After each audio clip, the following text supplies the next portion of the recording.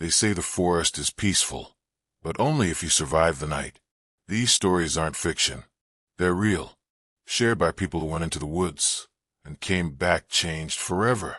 Tonight, you're not just a listener. You're a witness. Turn off the lights, put on your headphones, and whatever you do, don't look out the window.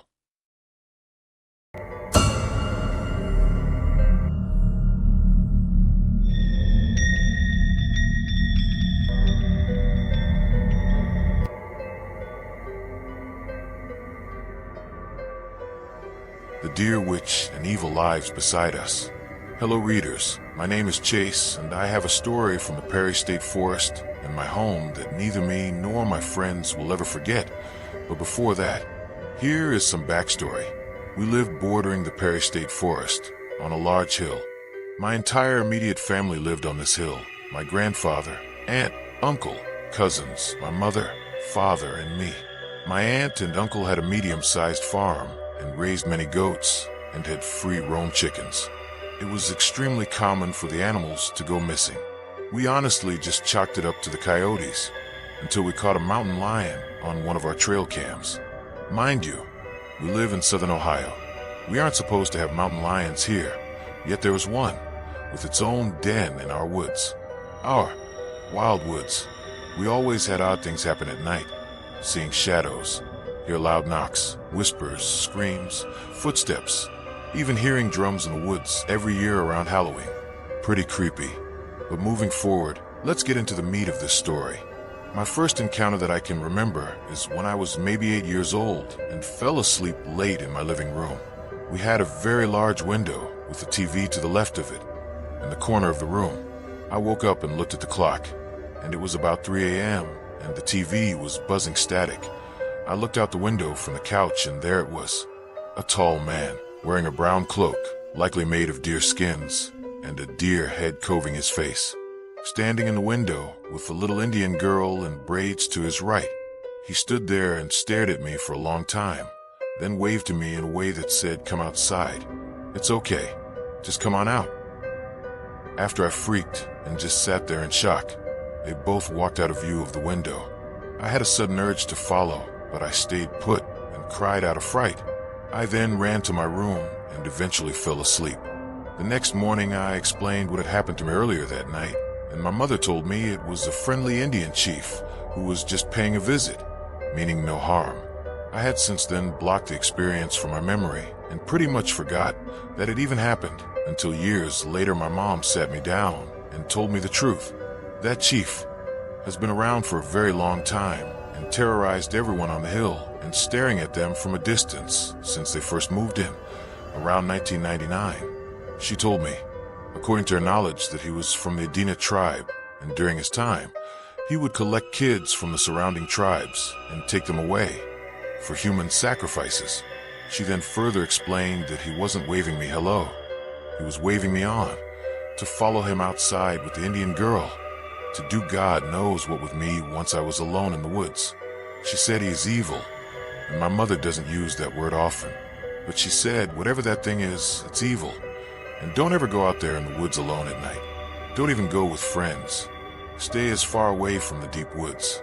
Evil lives there. And so, of course, I did listen. And me and my friends quickly learned our lesson. Me and my two friends, we will call them Andy and Jeremy, decided to have some spooky fun after a long and boring night.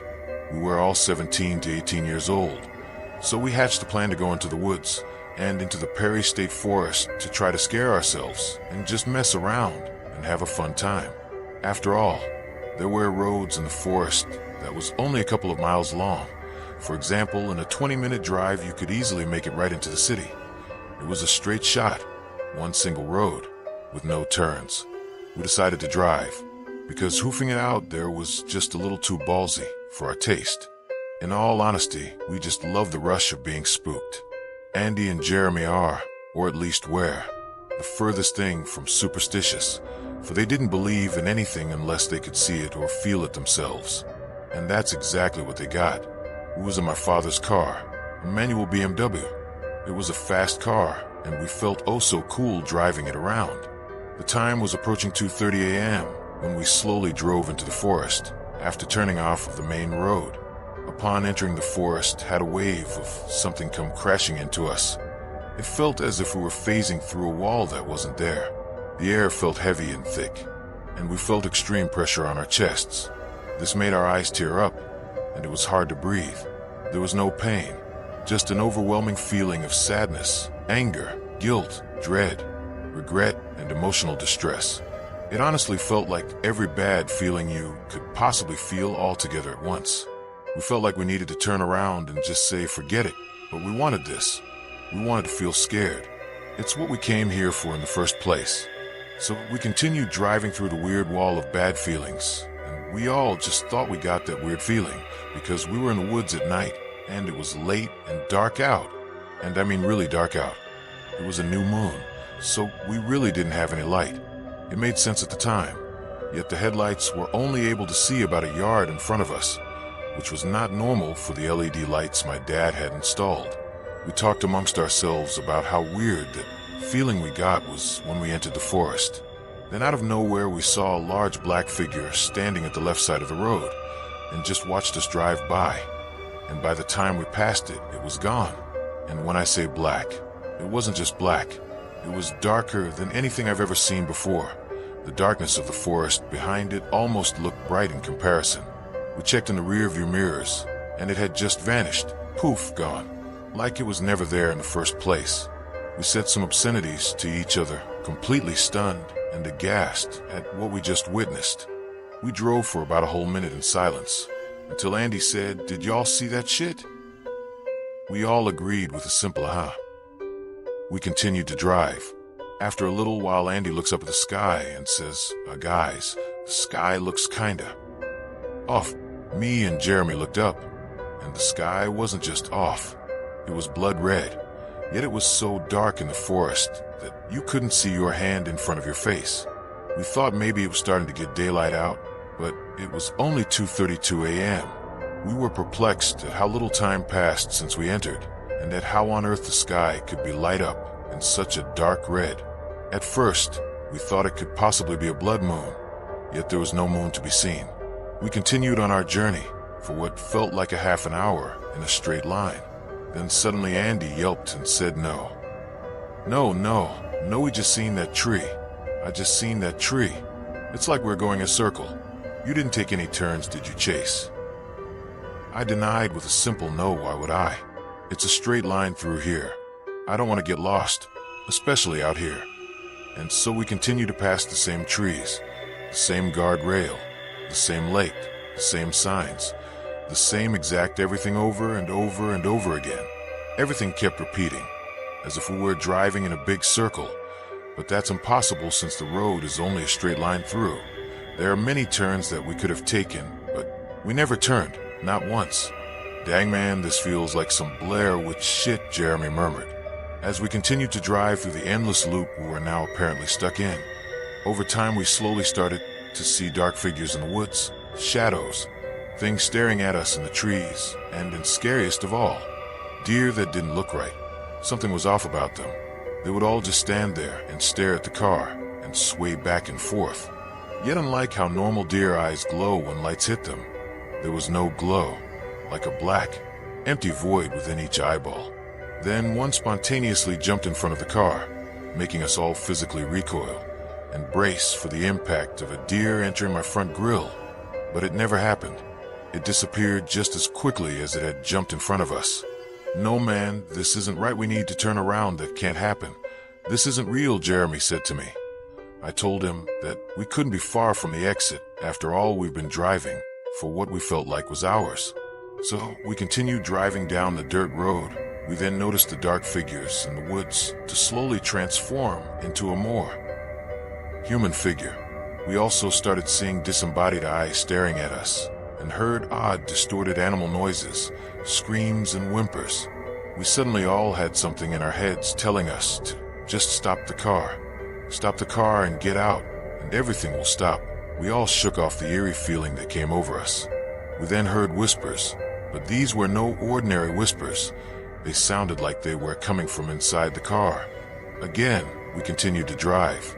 While driving, we would also sporadically get a glimpse of the thing we seen at the very beginning when we entered. Then, abruptly all the visions and sounds stopped. We then heard a girl scream. Not a coyote or a bobcat. A girl. I heard music in the woods yesterday. It was right in all of our ears. It was loud enough to make our ears ring. Then the car shut off. Dead.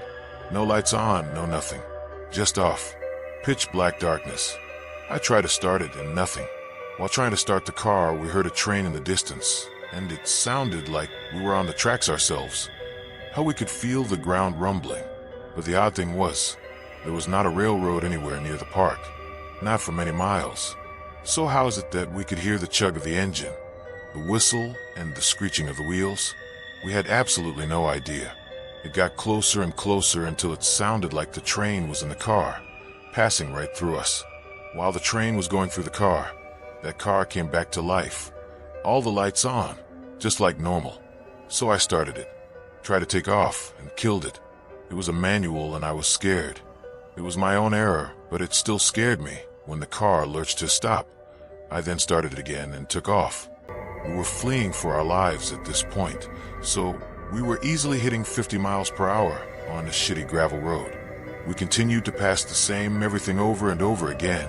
I then abruptly slammed on my brakes. Damn dude. What the hell, man? Andy and Jeremy both yelled as they face planted into the front seats. Guys, look. They look up in awe to see two-car headlights coming right at us, growing bigger by the second. I was stopped and I panicked, and instead of driving out of the way, which there wasn't any real out of the way, since we were on a very narrow road, I started to flash my lights at them, hoping they would see and stop. But they didn't. They continued to get closer and closer.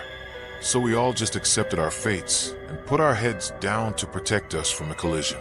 We waited and waited, and nothing happened. We all looked up and it had just vanished, just like the deers had previously. No car, no tread marks, no dust cloud, nothing. It was just all in our heads. At this point, we knew something was in our heads, warping reality and making us perceive whatever it wanted us to see.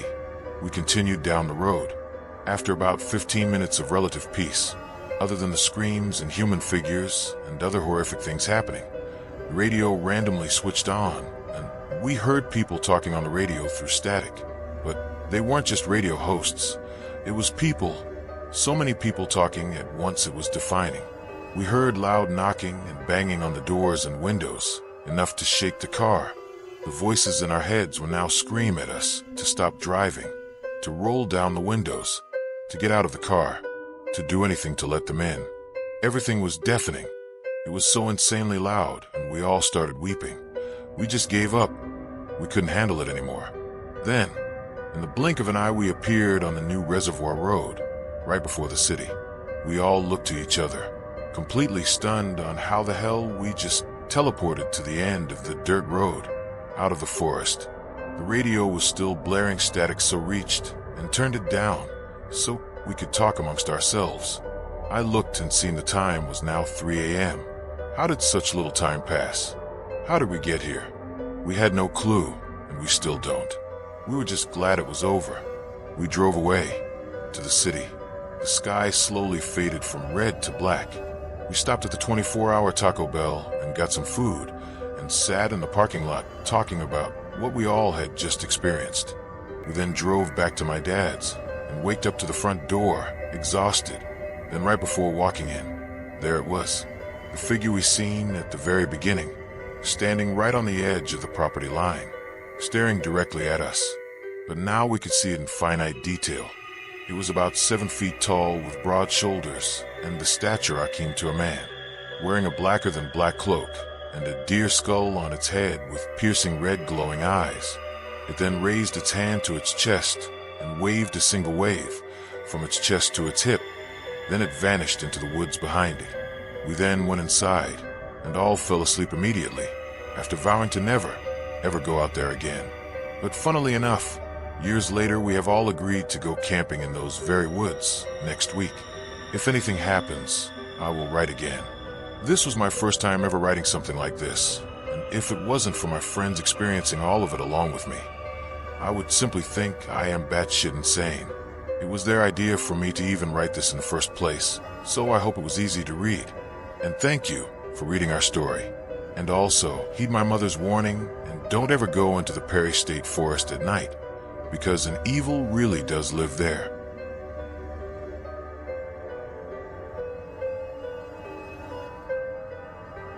I heard music in the woods yesterday. I was hiking on my family's farm with my dog, like I do every day. I've seen some weird things, but never music. I was sitting on a fallen tree deep in the woods. It's a spot I often frequent. I was there maybe 3 hours before I heard anything. I was sitting there listening to a podcast and drawing when my dog started whimpering and whining. I paused my podcast to comfort him when I heard it. It was extremely faint. I could barely hear it, and it took a lot of straining. If I had to describe what it sounded like, I'd say an old ice cream truck playing a poor recreation of the U.S. anthem. The beginning 2/3 of the song were unique. I cannot for the life of me remember the tune.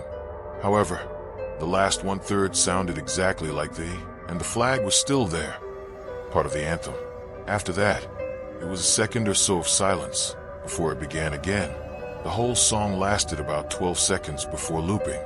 After about 20 seconds of it playing, I began getting nervous and started walking home. I hummed the song the whole way home. Eventually, I couldn't hear it anymore, and as soon as I stopped humming, I immediately forgot the song. I tried to remake the tune, but I just couldn't do it. Any theories on what it might be? I couldn't tell where it was coming from.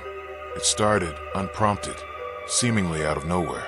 It never got quieter as I walked. It just suddenly faded out after about 5 minutes of walking. What bothers me is that it seriously freaked out my dog. He was whining and barking and really just freaking out.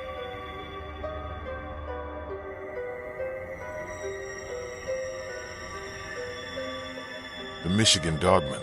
I've always been fascinated by urban legends and tales of supernatural creatures. I've heard of the Dogman since I was young when I first heard the legend played on the radio. A mysterious creature said to roam the forests of the Great Lakes region, and with my fascination came a sense of wanting to find the creature and to see for myself if it was really out there. Armed with a curious mind and a flashlight, I set out to explore the woods near my hometown. It was an overcast night, with only the dim glow of the stars to guide my path. As I ventured deeper into the forest, I couldn't shake off the feeling that I was being watched.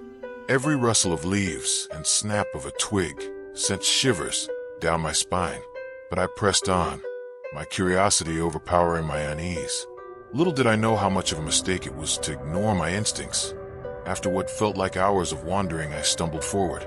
An eerie silence blanketed the forest, as if a switch was flipped and all the sound in the world disappeared. Something drew me toward it, an invisible force urging me to step closer. That's when I surveyed my surroundings in detail and saw it.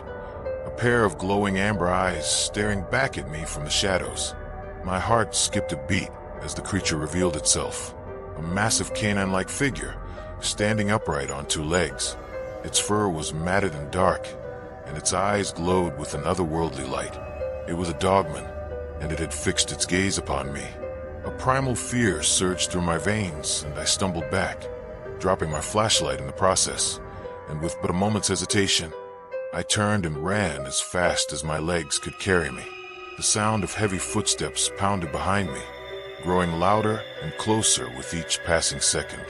I could hear its snarls and the sharp snapping of its jaws, hungry for the chase. My breath grew ragged, and my muscles screamed in protest, but the adrenaline fueled my desperate sprint. Branches whipped against my face, and the forest floor seemed to rise up to trip me. But I pushed through, determined to escape the clutches of the monstrous dogman. My lungs burned, and my vision blurred as I reached the edge of the woods. My house stood just a few yards away, its lights providing a beacon of hope. Summoning the last reserves of my strength, I sprinted across the yard and flung open the front door. I slammed it shut, panting heavily as I leaned against it, my heart racing in my chest. I felt a mixture of relief and terror as I looked through the window and saw the dogman standing at the edge of the clearing, its gaze fixed upon me, its mouth curled into a wicked snarl, revealing sharp, glistening teeth, and what looked like a cruel and deranged smile. For a moment, we locked eyes, a battle of wills between human and beast. I knew that I had escaped, but the encounter had left an indelible mark on my soul. The dogman had shown me the darkness lurking just beyond the realm of our understanding, and it was a sight I would never forget. To this day, I am plagued by the memory of that night. The image of the dogman's glowing eyes and sinister grin haunts my dreams, a constant reminder of the terrors that exist in the shadows. I warn anyone who dares to venture into the Michigan wilderness, beware the dogman's domain. It may be an urban legend to some, but for those who have encountered its malevolence, it is all too real. The forest hides its secrets well, and the dogman waits patiently for its next victim. Ever since then, I haven't been able to look at the woods without a shudder going down my spine, hoping to not see the amber eyes staring back at me. If I were to give you all any advice, it would be, do not go out at night.